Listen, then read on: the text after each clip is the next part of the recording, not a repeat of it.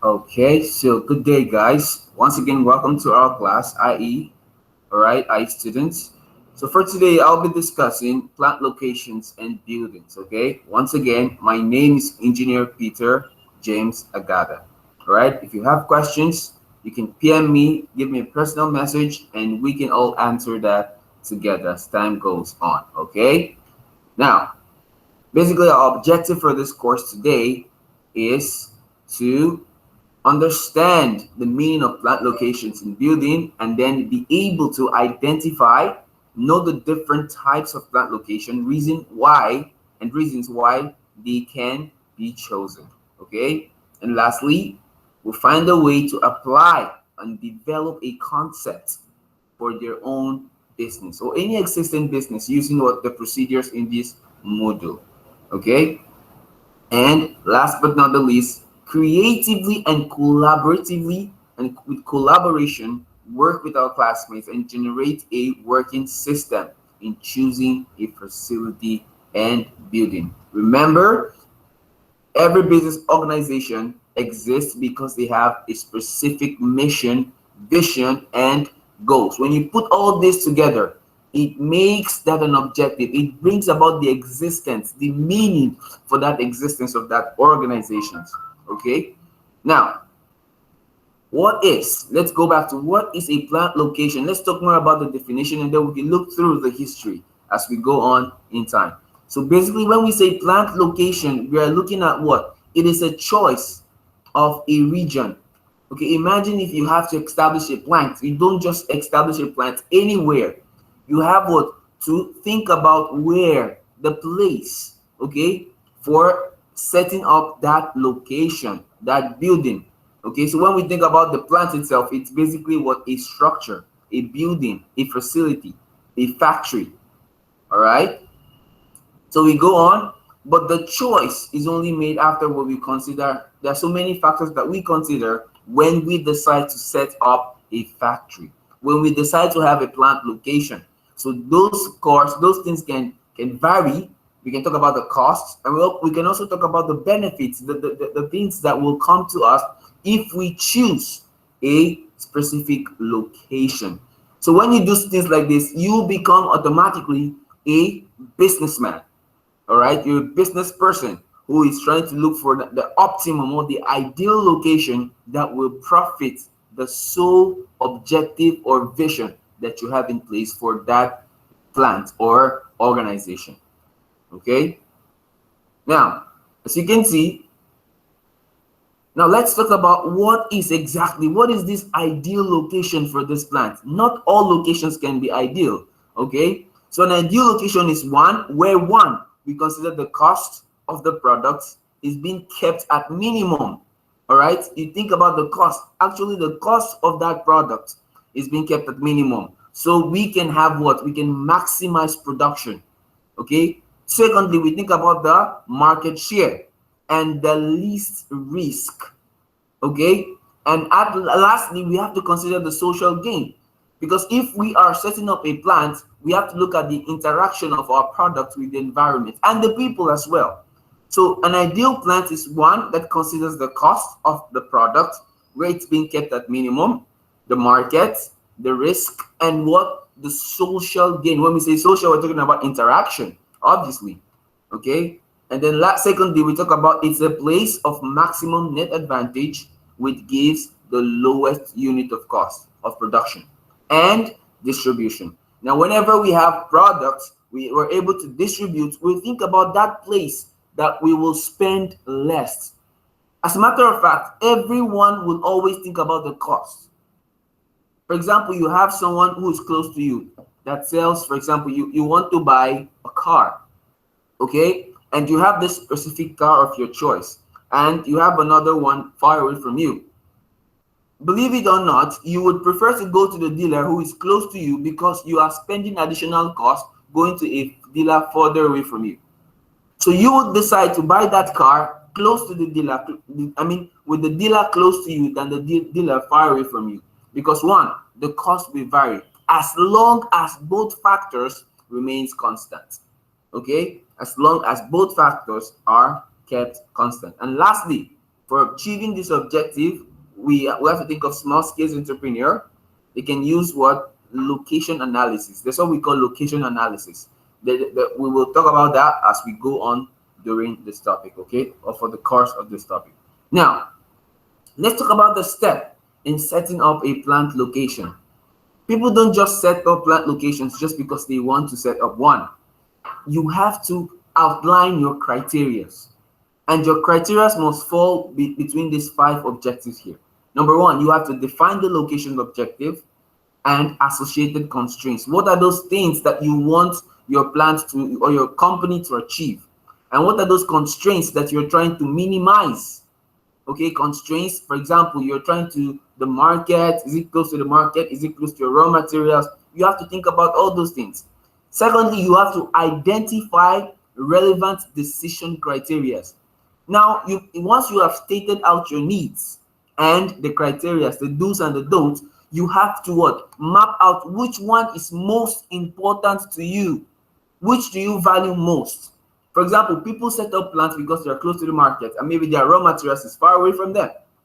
So probably they want the market access and then the raw materials is far.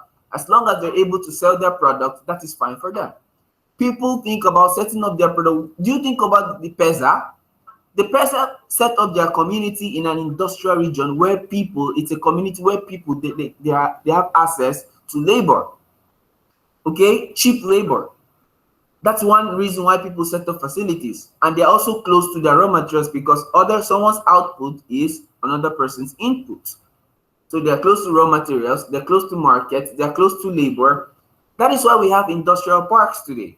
The FPIP, the Laguna Industrial Park, and so on and so forth. The Cavite Industrial Park, and so on. It goes on and on. Last, thirdly, you have to relate the objective of your criteria using what? An appropriate model. Okay, we will discuss that during the course of this topic as well. Fourth, you do your field research and get relevant data. Use the model to evaluate alternative location. Okay, it's a process. It's a process where you do. I will show you that during the course of our study. Okay, and lastly, after you've conducted all this analysis, you then select the location that best satisfies your criteria.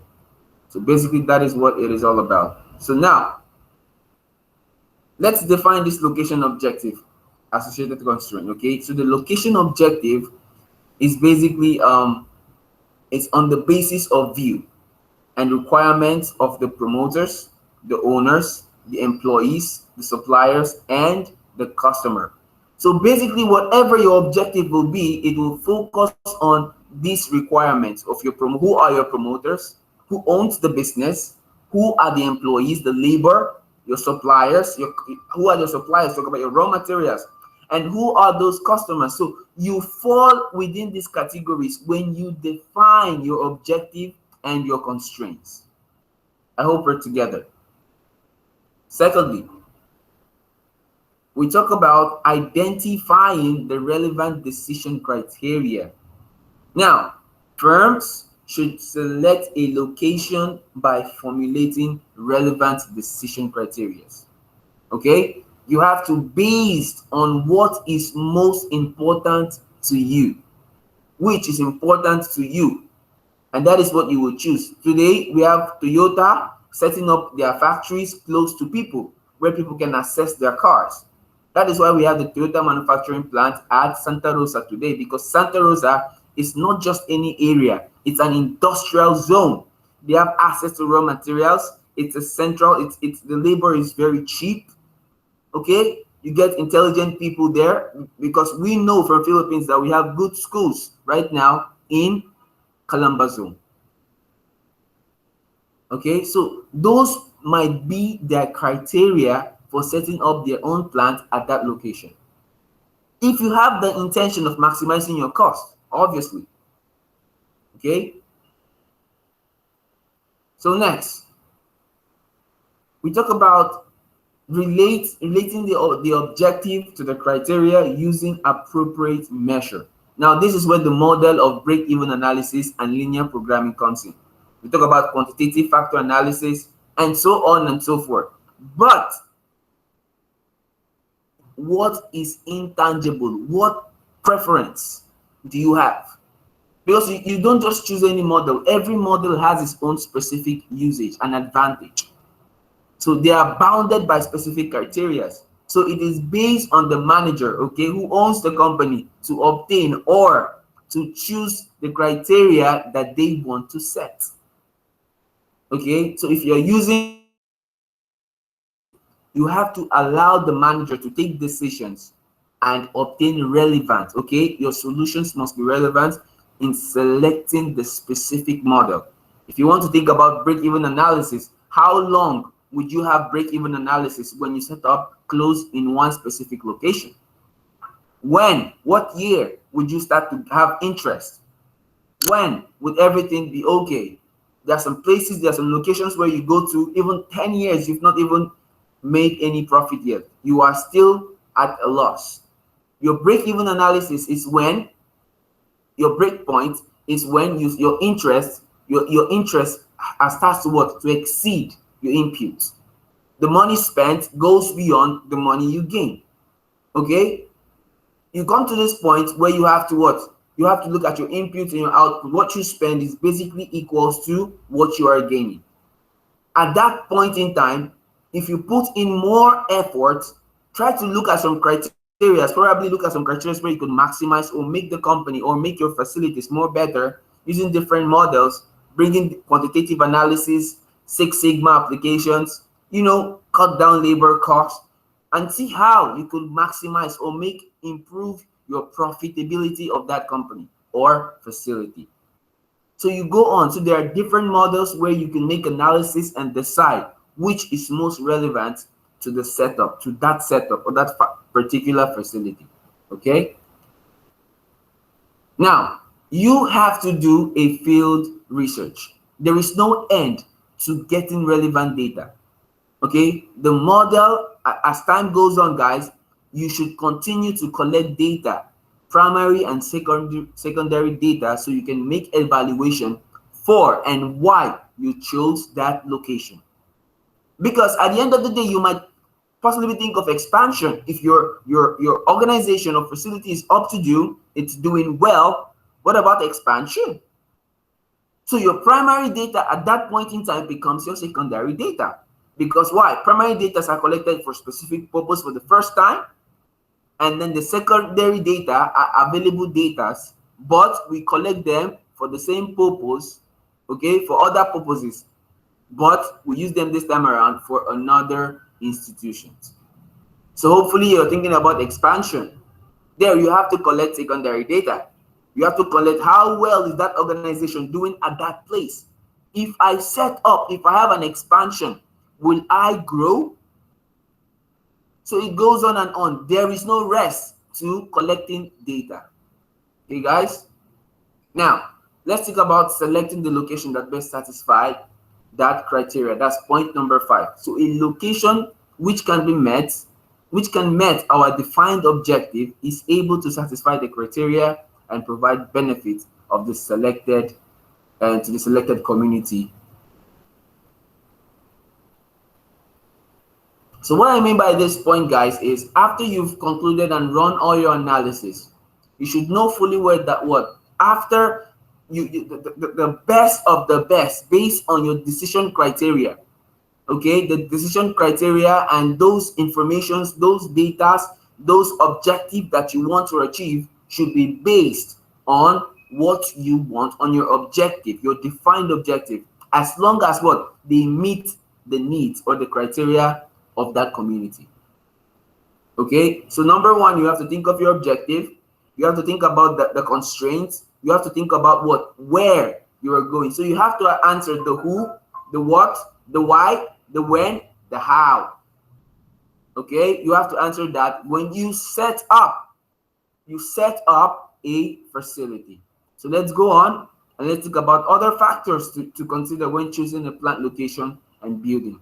So we must think about the climate conditions of that area, okay, the availability and nearness to the source of raw materials. These are very important. We must also consider our transportation costs. How close are we to the market, nearness to the market, or far away from the market? because those factors are important. They are spendings. Cost is very relevant. What about the availability of infrastructure? We talked about what infrastructure has done to the United States today. Everyone is interested to go to the United States. Everyone wants to set up in a community that is well structured, filled with infrastructure, new things, technology. Am I correct? We think about skilled labor and non-skilled labor. Why do we need skilled labor? We need what? Intelligence. Non-skilled labor to cut down cost. So we need both technical people and non-technical people, because we have jobs that people can do, like cleaning. We don't need skills for cleaning. We don't need skills for few maniac jobs to run maybe messenger. We don't need skills for that. They can be taught what to do. But when it comes to skilled labor, like using a computer, running an application, okay, managing a company, those require skills. And at the same time, you cut down costs when you're able to balance your level or the need for skills and non-skilled labor. You also think about the kind of managers that you have. You think about the banking and the financial institutions, because what if you need loan tomorrow? Do those people recognize your company, your organization? And what about industries? Would you want to be located within an industry? Because once you're located there, guys, you have the best opportunity to save more. Okay? And lastly, you have to be very strategic. There's always what? Strategic considerations of safety and security. What is the essence of setting up a facility when tomorrow everything will be lost? Okay? And lastly, but not the least, government, because these are political influence. They affect everything, everyone. So if the government is giving you huge tax, and you cannot, and you know, when you run your analysis, you make your model, your appropriate model, and you find out, you might find out that you cannot even break even after 5 years, after 10 years. So what do? You run away. You go to a better location that what has better consideration. Look at what is happening in the Philippines today. Governments are opening new areas and giving opportunities to business people at a very minor, small rate for tax. So that is why rural areas, or should I say provinces, are growing faster today. We have the province of Calamba today, the Laguna. They're expanding so much because why? Government have put into consideration to develop the place and reduce the tax that companies and other institutes are supposed to pay, as compared to Manila. In Manila, government don't want more companies here. The weather alone is so hot, it's not even conducive, even if there's the market. So government is trying to relocate to other provinces. That is basically one of the ideas, okay? So now let's talk about the recent trends. What has been happening when we say plant and location? Okay? Now, what has been happening? Governments are trying, companies are trying to relocate plants away from cities. Why? Industrial pollution, overheating, and so on. They're trying to develop, the development of industrial estates, at other cheaper provinces. Probably we could harness the power of cheaper places and develop, grow the company, improve the name. Thirdly, competition among states to develop industries. As you may know, states and other companies or organizations, countries, communities are trying to develop their industries. Why? Because if you develop your industries, you develop what? The common nature of the man. Let me not use the word nature, but you are able to improve how much or better the standard of living of that environment. People will do better if industries are well developed. For example, industries are coming to places, there is competition. You will find out that the standard of living will improve if there's competition. People need more labor, skilled labor, to give them creative ideas.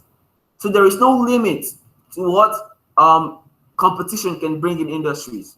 We talk about trends in decentralization. They no longer focus. People are spreading everywhere, spreading tentacles, trying to look at other areas where they can improve. We think of we also think of pollution control and industries, location of industries leading to balanced regional development. So today we can find out or realize that what? Once there's an industry, there is what? Development. People go there. Why is Manila so developed? Why is Makati so developed? Because of the essence of what? Industries. Why is Ayala, Alabang so developed? Because of the presence of what? Industry. People move there. It gives us that sense, that feeling of what? The presence of industrialization, infrastructural activities, better social amenities. Am I correct? And lastly, the growth of multinational firms, thereby what? Transcending the geographical location of the country. If you realize, guys, probably there are companies or in industries that has put some countries on the map today. If you realize there are countries that we have never heard of anything about them, but because of the kind of industry that they have. For example, let's talk about Malaysia. Malaysia today is under the influence of the palm kernel. You know, the palm kernel, the palm kernel. We are aware of Malaysia today because of what the industry has done. It has made the company not just within the state, interstate, but multinational because of what? Importation. That is what the geographical power of what? That is the power of an industry when you talk about geographical location. Next, let's talk about type of plant location. Basically, there are two types of plant location, okay? We talk about one, the localization or centralization, meaning to say you have one type of industry in one place. For example, we can see trends like this when we go to Kiapo. We find one person selling the same thing on a long place. The same thing. Maybe they're selling, for example, shoes. If you go to the market, you go to your common palenque, your market, you find people selling shoes on one side. On the other side, you find people selling clothes on one side. That is what we call centralization. It's a local trend, a local type of market. The one you talk about, the second one, which is decentralization, it means spreading the same type of industries, but at different places. For example, you can never, ever, mark my word, find one dealer of Toyota in Santa Rosa. I'm just saying, you can never find more than one or two in Santa Rosa. You find Toyota Alabang, Toyota Makati, Toyota Tacloban, Toyota here, Cebu, Toyota in different places. Why? Strategic location, decentralization. They want to capture the whole place. Okay, so if you want Toyota, for the love of Toyota, go to different places. What about schools? For example, if you talk about schools, schools at the same time can be centralized and decentralized. But if you say the same type of school, you can never find Westmead in Batangas. I mean, in the same place in Batangas. They are spread. They go somewhere else and establish Westmead. I hope you understand the point. That is the essence of decentralization. The same product, giving you education, quality education, but at a different location. That is what they do. For example, banks, okay, and so on. It goes on and on. Now, what are the problems associated, okay, with facility location? Now, when you say facility location, kind of the problems we see, they involve what? Evaluation of various sites for new facilities or relocation. Those are the kind of problems we have. And once again, we talk about location decisions. Those are strategic in nature. When you make location decisions. Okay, once a firm has decided to open a new one or relocate an existing one, it must be decided where that facility should be located. Okay, so whenever people make decisions like new plants, they think about the continent, they think about the country, they think about are they trying to expand or decentralize? Because probably they might be in one place and try to close it down and then move on, spread to the whole world, bring geographical power. Okay, so or trying to improve their capacity. It goes on and on and on. So problems like this involves when we talk about facilities location. Okay, now when we see location problem can be characterized by choices among multiple sites. Each location tends to trends to be different, or each location decisions tends to be different. In some case, the decision criteria, okay, for example, you have two companies, maybe the same, producing milk. Someone might be looking at the customers. I don't care how much it will cost. I want to give my customer the best milk. Some people might be looking at the cost. So you might have, why do you have, for example, one of the reasons why you have one product in the market with different prices is one, customer preference. Two, the organizational preference. Okay, so these two companies might have different vision. They might be satisfying different needs. Maybe, for example, you have coffee. Coffee have different types, although you can never check the price. The prices are what? Different. Sometimes the same or different. The cheaper ones, are they still selling coffee? Yes. Is the coffee good? Yes, but the prices are different. Because what? Organizational objective. Some are saying, I just want to give them the best Filipino coffee. I just want to give them the best international coffee. Some might be saying, I want to tell them that my coffee is expensive. Some will tell them, I want to give a qualitative coffee. So everything differs when you talk about location. So maybe they are coming close to you because they have different ideology that they want to pass out, or different messages. Okay, so maybe it's the cost. Some might look at the revenue. Some might look at the vehicle response. Some might look at other different criteria. Some might look at even the distribution cost. Am I correct? You might have companies in far away and still sending things to places that are very, very far, or remote areas. Okay, so let's look at the framework. There's a different framework. So now we have the single facilities location. Okay, single facilities location. This is a warehouse or a facilities or a factory of government facilities, for example, the hospital, electric power plant. Okay, and when we talk about location of multiple factories, we're talking about many.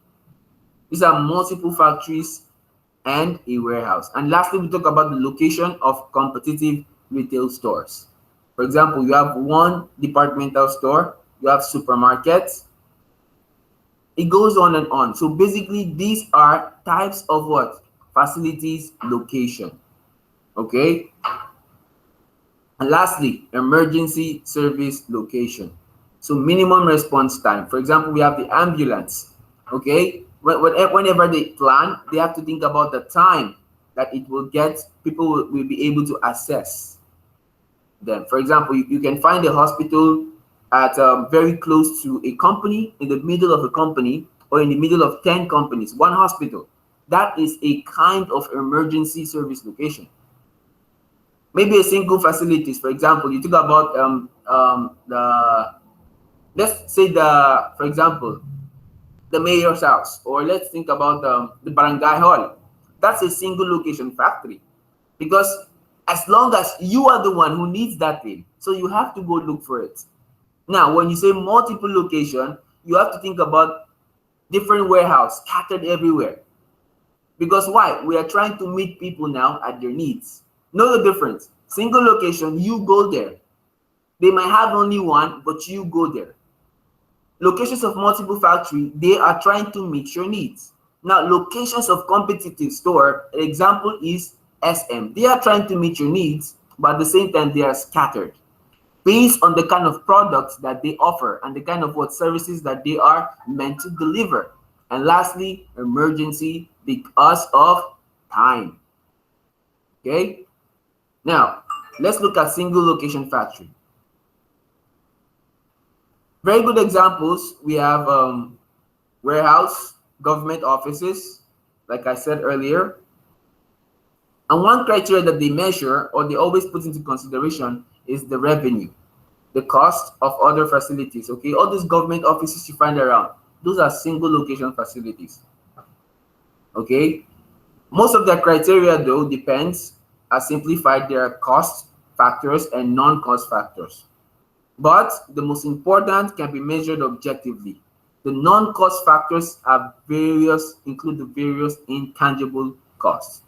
The type of tangible costs usually involved in a plant location problem include, you talk about the cost of land, the building, you talk about transportation costs, utilities costs. These guys don't really care that much about all about these things because they're just one. Okay, so the most important thing for them, basically, the non-cost factors various include various intangible costs, but the cost factors, for example, include land. Obviously, the cost of land. Government has so much land, so they don't care about the land. It's not really a big problem for them to consider when they set up a facility, a one-time facilities on the land. Okay, the transportation costs. Once they set it up, that is one crucial thing they have to look at. How far can they reach you, or can you reach them? Utilization costs. You don't consider all of this so much, the tax, the insurance, okay, and as well as the labor cost. One day I want you to observe, try to imagine why the city office, for example, the city hall, a city hall is being located, why or where, at the same point where it's been located. This is the government you're talking about. They have the machineries, they have the vehicles. They don't pay tax. They even pay tax. So the thing that they consider most important or most crucial to them are most likely those other things that will make them spend, or other things like non-cost variables, non-important variables, or intangible variables like the people. Yeah, they think about the people that work for them. Okay, they are more centric. They focus on themselves more. Secondly, talk about the non-cost criteria there. Those ones include supply of labor, very important. Labor and union relations, very important. Community attitude, okay. Government regulations, quality of life, environmental impact, and cooperation strategy. These factors are all intangible factors that, for example, your city mayor will always consider, okay, whenever they set up a mall, a barangay hall, and so on and so forth. Okay, because we are quantifying right now. Next, now let's look at a very simple example here. As you can see here, I hope you can see my mouse. Now, we have one table evaluated for two. This is one company, bakery location. All right. Now, these bakery locations are this bakery is trying to locate its companies in two different places. Now, what they did is to set up a criteria. They have criterias. Now, the criterias for these two locations are, they think about the supply of labor, they think about the labor and the union relations, they think about the community attitude, they think about the government regulations, the quality of life, and lastly, they think about, let's wait for a while, annual return on investment. So all this quality, all these things, these factors put together determine exactly where they will decide to locate that bakery. So now, you have to make computations. After they conducted a survey, okay, on a 10-point scale. For example, look at this. They used the 10-point scale to conduct all of this, and at the end of the day, this was equals to 100%. All of this is 100. So when they conducted their 10-point scale here, they analyzed. So over 15, what did this one get? Richmond got 8. As you can see, these are the individual scores based on their survey for the two locations. So one group of people or researchers will go around and conduct their own survey, and this is what they will get. So at the end of the day, they imputed this factor. You have to calculate the return of investment on a 10-point maximum scale. You have to think about, that's why they use the 100 points, as you can see here, the 100 point at the bottom. Okay, so they can calculate the actual weight and which one is the best. Kindly pause this video, okay, so you can actually understand that. I tried to make this much more simpler for anyone who has the video to really understand the content of the slides. Okay, so kindly read. I hope you'd understand it. All right, next, we talk about things that they calculated: the total number of location, weight for the factor score for location, and they talked about the number of location, number of factors as well. Now, this is the computation. Now, basically, what they computed, as you can see, they just multiplied. I'll take you back. What they did was multiply this weight. As you can see, the weight is on a weight scale of 100%. Okay, a score of 100. So they multiplied the weight by the individual. For example, this is 15. 15 times 8. Okay, plus 5 times 6, plus 5 times 10, plus, can you see that? That's how they ran through that all along individually for individual score until they arrived at S1 had 650 and S2 has 900. So that tells you that S2, which is Birmingham, is preferable because what, it has the highest score based on the analysis. Now let's talk about location analysis, allocation rather. Location is often considered very important and a success, okay, to the leading or the success of any private organizations. Because if you have a very good locations, you are bound to hit your break-even analysis on a faster scale. Okay, so private sectors can profit fast from good locations, and it can help them fix an overhead cost and give them good accessibility. Public sectors such as schools, hospitals, library, factories, emergency response centers can provide high quality service to community, but as long as they are public sectors, they have to think about what? It has to be for the people. These are community service at a low cost. If and if only they have a good location. Why? Because what, you have so many people and you can give good quality activities or quality services at a very cheap price. Okay, so that is why governments are trying to, right nowadays, governments are looking for strategic locations where they can actually cut costs and meet different locations. For example, let's have one price, one money, one budget for one big hospital between Laguna, for example, between St. Thomas and Tanawan. For example, okay, between St. Thomas and Tanawan, that meets both their needs. So if you have that location, for example, people will from Tanawan and St. Thomas, just an example, we go to that hospital, okay, so you're cutting edge. That is a strategic location, for example. So those hospitals, that hospital will cut costs for those people, and at the same time the quality of services can be very good. It can be very high. Okay, so now this is an example of what I was explaining earlier. Take a look at these facilities. These facilities can be a hospital, for example, trying to meet the needs of this factory. These are strategic. Now this one, for example, this might be a facility of its own. So this could be a single facility located far away. Okay, while probably this one is trying to meet up these three people.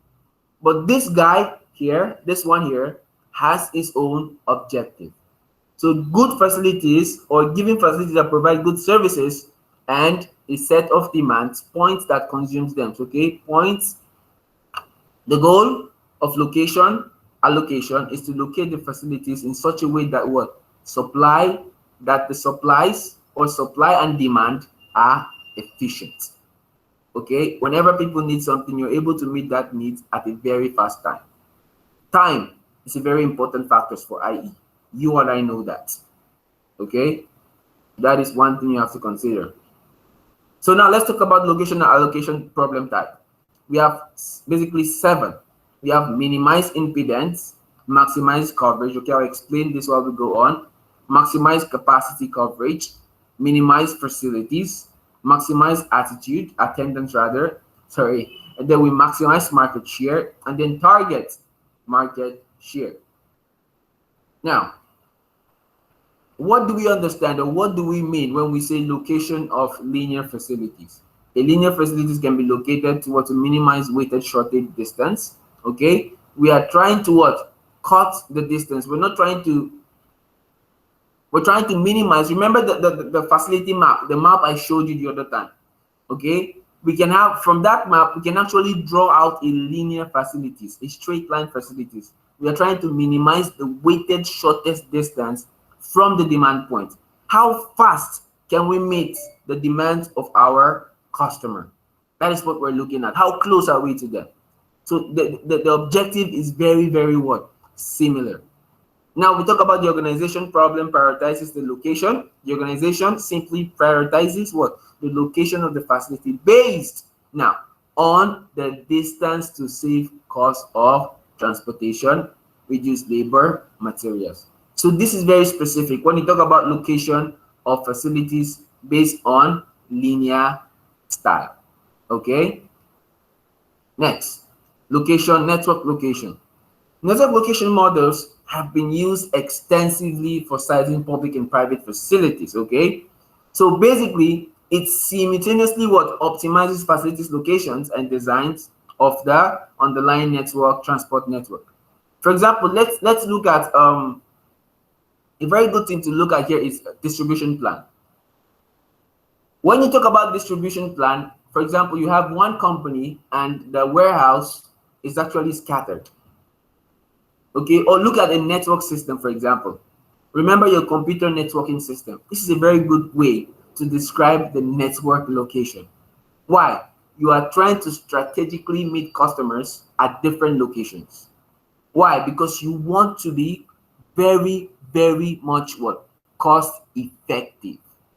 So probably this is the model that people use now. One facility is different warehouses everywhere, sited at different locations. This is what people do now. Location, network location, rather. Okay, so this is discrete plant location. This is basically the problem of this one.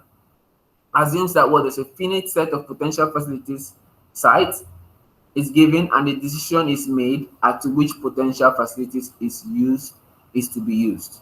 Okay, so they have so many places, and what they need to do is set up their facilities or their plants at a point where they feel best locate or easily meets the need or the demands of their customers.